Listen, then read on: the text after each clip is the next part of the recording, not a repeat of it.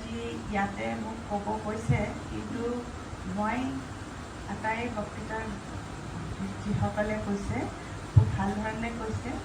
মই একচুৱেলি তেওঁৰ অকণমান I want to celebrate her life, তেওঁৰ লাইফটো মই চেলিব্ৰেট কৰিব বিচাৰিছোঁ। চ' মই দুই এষাৰ মোৰ এক্সপিৰিয়েঞ্চ তেওঁৰ লগত মোৰ গোটেইখিনিতো ক'ব নোৱাৰোৱেই, কেইটামান স্পেচিয়েল অকেশ্যনছ কিছুমানৰ কথা মই ক'ব বিচাৰিছোঁ। চ' আমি একচুৱেলি শ্বিলঙত, তেখেতেও শ্বিলঙত পঢ়িছিলে লেডি কিং কলেজত, আৰু পঢ়াৰ দিনৰ পৰাই মই জানো মোৰ বাইদেউ তেওঁ বহুত হিন্দী গান ভাল পাইছিলে, হিন্দী চিনেমা ভাল পাইছিলে আৰু গান গায়ো ভাল পাইছিলে।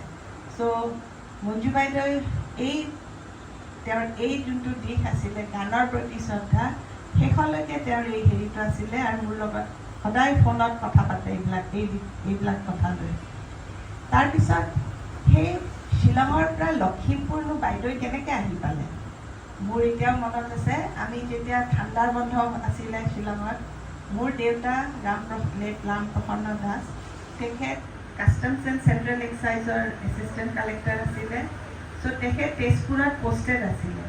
চ' তেজপুৰত পষ্টেড থাকোঁতে তেখেতে মানে এনেকৈ আপাৰ আছামলৈ এই লখিমপুৰ, ধেমাজি বা লালুক এইবিলাক ঠাইলৈ আহিছিলে।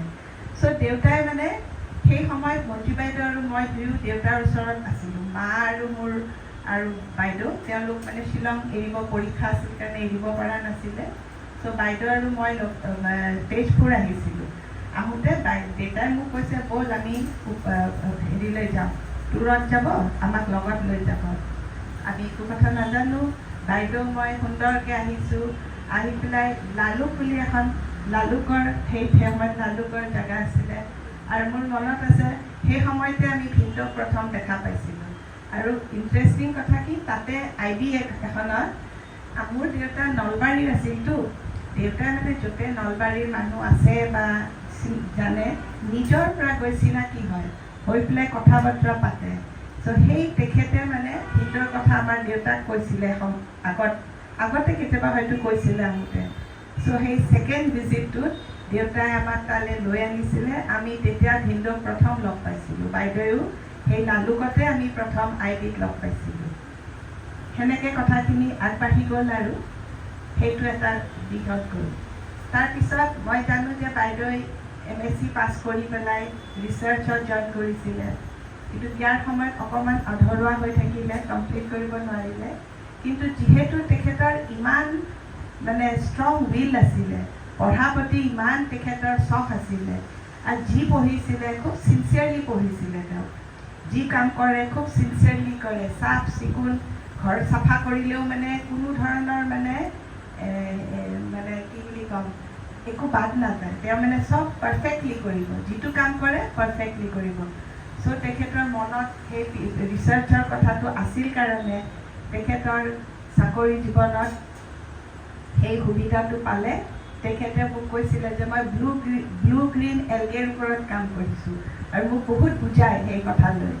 চ' তেনেকৈ আমি মানে একেলগে এনেকুৱা ধৰণৰ আলোচনা মোৰ লগত কৰিছিলে বাইদেৱে। সেই এটা মানে মই ক'বলৈ বিচাৰিছিলোঁ, কাৰণ তেওঁ ইমান she was so' happy doing that research work, আৰু মোক কৈছিলে ফাইণ্ডিংছবিলাকো বহুত ভাল পাইছিলে। এই কথালৈ তেওঁ বহুত মানে সুখী হৈছিলে, আৰু মানে she was proud of it also'. আচ্ছা, এইটো হ'ল।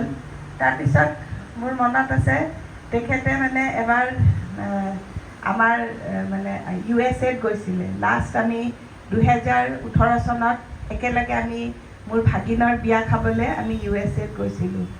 যাওঁতে তেখেতে ইমান সুন্দৰকৈ পাৰফেক্টলি, মানে মই যে কৈছোঁ এভৰিথিং পাৰফেক্ট, মোক মানে সদায় কয় এইটো হ'লনে সেইটো হ'লনে, টকা পইচা, ভিছা, পাছপৰ্ট, আমি একেলগে চব কাম কৰিছিলোঁ। And Shi was very particular, কি কৰিব কি নকৰিব। আৰু আমি উই হেড এ ভেৰি মেমৰেবল জাৰ্ণি। আৰু ক'ব লাগে নে নালাগে নাজানো, কিন্তু মই এটা সৰু ইনচিডেণ্ট কওঁ। তাত মোৰ স্বামীৰ মানে অকণমান গাটো বেয়া হৈ গৈছিলে, তাতে কিবা কাৰণত খোৱা কম হৈছিলে। মই নাছিলোঁ ওচৰত, কিন্তু মঞ্জু বাইদেৱে যেনেকৈ সহায় কৰিলে, যেনেকৈ মানে তেওঁক চালে, ভৰি মালিচ কৰি দিছে, কিবা চকলেট তেওঁৰ এটামান ক'ৰবাত আছিলে বেগত বিচাৰিলে খুৱাইছে। মই সেইটো জীৱনত নাপাহৰোঁ তেওঁ কেনেকৈ প্ৰতিপালন কৰিছিলে মোৰ এবচেঞ্চত।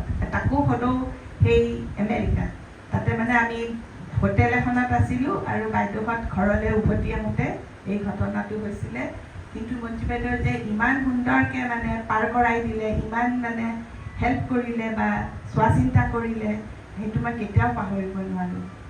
আৰু এটা কথা আছিলে, মোৰ মা যেতিয়া বাইদেৱে সদায় কিবা ৰিচাৰ্চ, সেই সময়ত ৰিচাৰ্চে কৰি আছিল মই নাজানো, গুৱাহাটীত আপ ডাউন কৰি থাকে। মোৰ মা যেতিয়া খুব অসুস্থ হৈছিলে, মানে লখিমপুৰ ফিৰি আহিব, ছুটি শেষ হৈ গ'ল, তো মাক মানে আগবেলা মাতিব আহিছে। আৰু চাভাও মোৰ মায়ে মানে কি হ'ল, বাইদেউৰ চাদৰখন একদম ধৰিলে, হাত ধৰিলে, কৈছে মঞ্জু তই মোক এৰি থৈ নাযাবি। বাইদেউৱে মানে টিকেট কাটা আছিলে, যাব একদম ৰেডি, কিন্তু মায়ে মানে চাভাও বাইদেউক ইমান ভাল পাইছিলে যে ধৰি ৰাখিছে, কৈছে তই মোক এৰি থৈ নাযাবি। আৰু বাইদেউৱে মানে মোক তেতিয়া ফোন কৰিলে, কৰি পেলাই তেতিয়া মঞ্জু বাইদেৱে ক'লে যে চাকৰিটো কি বস্তু, মায়ে এনেকৈ বিচাৰিছে, যি হয় হ'ব, মই থাকি যাম। মানে ছুটি নাছিলে যদিও বাইদেৱে ৰৈ গ'ল। আৰু সেই সময়তে নেক্সট ডে মোৰ মা ঢুকালে। চ' ঢুকোৱাৰ পিছতো বাইদেউ ইমান ভাল আছিলে, ইমান মানে মোৰ মাৰ শেষৰ সময়খিনিত সুন্দৰকৈ চাফা তাফা কৰি গা চা ধুৱাই সুন্দৰকৈ ঘৰত মাক ৰাখিছিলে। আৰু চ' এই কথাবোৰ মানে কেতিয়াও পাহৰিব নোৱাৰোঁ মই। আৰু শেষৰ ফালে কি হ'ল, মায়ে মঞ্জু বাইদেৱে মানে আয়ানছক ইমান মৰম কৰিছিলে, মুখৰ চেহেৰা বদলি যায়, নাতিটোক পাই বহুত সুখী হৈছিলে। আৰু মই সদায় দেখিলে মঞ্জু বাইদেউৰ মুখৰ পোহৰে বেলেগ হৈ যায় যেতিয়া নাতিটোক পায়, আয়ানছক পায়। সেইটোৱে দুখ লাগিছে যে সি আইতাকৰ মৰমখিনি আৰু নাপাব। তথাপি আমিবোৰ আছোঁ, তাক মৰম কৰিম বুলি ভাবি থৈছোঁ, আৰু মানে কৰিমেই আমি তাক মৰম। সেইটোৱে মই ভাবি থৈছোঁ যে মঞ্জু বাইদেউ নাই যদিও আমি আছোঁ, we will take care of him, সেনেকৈ মই ভাবি থৈছোঁ। আৰু যেতিয়া মঞ্জু বাইদেউৰ খবৰটো আহিলে ডেট শ্বি ইজ ন' মোৰ, ইমান দুখ লাগিলে। মই মানে লগে লগে ন' মোৰ বুলি নহয়, যেতিয়া ICUত আছে বুলি ক'লে, মোৰ এটা প্ৰেয়াৰ গ্ৰুপ আছে, সেই প্ৰেয়াৰ গ্ৰুপটোত মই ইমিডিয়েটলি লিখি দিলোঁ প্লিজ প্ৰে ফৰ হাৰ। তেতিয়া একেবাৰে মোৰ এসোপা মানুহে অল অভাৰ ইণ্ডিয়া, ৱৰ্ল্ড, তাৰে পৰা চবে প্ৰে কৰিব আৰম্ভ কৰিলে। কৰাৰ পিছত যেতিয়া খবৰটো পালোঁ, তেতিয়া মই সেই খবৰটো দিছোঁ। দিওঁতে চবে হেৰি কৰিছে, কিন্তু মই আচৰিত পালোঁ, এগৰাকী লেডি, মই চিনিটোতো নাপাওঁৱেই, প্ৰেয়াৰ গ্ৰুপৰ হোৱাটছএপ গ্ৰুপ, সেই লেডিগৰাকী এজন মানে শ্বি ৱাজ এ ডক্টৰ, তেওঁ মোলৈ লিখিছে যে please don't cry, you just leave everything to God, ভগৱানক চব এৰি দিব দিছে। আৰু তেওঁ মোক এটা চান্ট কৰিবলৈ শিকাইছে, চবে জানে হয়তো, ডেট কুঞ্চিতা পদম শৰণম, তাৰমানে তুমি ভগৱানৰ চৰণত চব এৰি দিয়া, তুমি দেখিবা চব ঠিক হৈ যাব। আৰু সেইটোতো তেওঁ মোক চান্টিং কৰি থাকিব দিছিলে। আৰু নেক্সট ডে আৰু এগৰাকী তেওঁ চৌদি আৰবিয়াৰ পৰা মোলৈ লিখিছে, তেওঁ মোক কৈছে Ranjita don't cry, she is still with us. তেওঁ যদিও তেওঁৰ বডিলি শ্বি হেজ লেফ্ট আছ, তেওঁৰ আত্মাটো নতুন এটা জীৱনত আৰম্ভ হৈছে। কান্দিলে তাইক হেপিলি তেওঁক পঠাই দিব লাগে আমি তেওঁৰ নেক্সট জাৰ্ণি অফ লাইফত। সেই এষাৰ কথা কোৱাৰ পিছৰ পৰা মই সেইটোৱে প্ৰাৰ্থনা কৰোঁ যে য'তে আছা তুমি ভালকৈ থাকা, যোৱা ভালকৈ, আমি চবে যাম।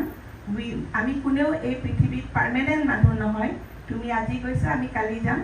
চ' ভালভাৱে be a good human being, আমি চবে ভালকৈ থাকিব লাগে আৰু ভগৱানক প্ৰাৰ্থনা কৰিব লাগে। আৰু ভাবিছোঁ চবে প্ৰাৰ্থনা কৰিলেই মঞ্জু বাইদেউৰ আত্মাই শান্তি পাব। য'তে আছা তুমি শান্তিৰে থাকা, এয়ে মই প্ৰাৰ্থনা কৰিছোঁ। আৰু মই এটা সৰু প্ৰাৰ্থনাৰে মই এইটো সামৰিব খুজিছোঁ। এইটো বাইদেউও মানে কামাখ্যা মন্দিৰত বহুত ভক্ত আছিলে, মোৰ লগত গৈছিলে, আৰু বৰং এখন টাৱেলখন ভিজাই পেলাই পানীটো লৈ আহিছিলে, কয় যে মুনু এইটো ল'লে মোৰ বহুত ভাল লাগে গাটো, সেইকাৰণে সেইটো ঘৰত ৰাখিছিলে তেওঁ। চ' মই এটা সৰু প্ৰাৰ্থনা কওঁ। सर्वमङ्गलमङ्गले शिवे सर्वार्थसाधिके शरण्ये त्र्यम्बके गौरी नारायणी नमस्तुते सर्वमङ्गलमङ्गल्ये शिवे सर्वार्थसाधिके शरण्य त्र्यम्बके गौरी नारायणी नमस्तुते सर्वमङ्गलमङ्गल्ये शिवे सर्वार्थसाधिके शरण्य त्र्यम्बके गौरी नारायणी नमस्तुते।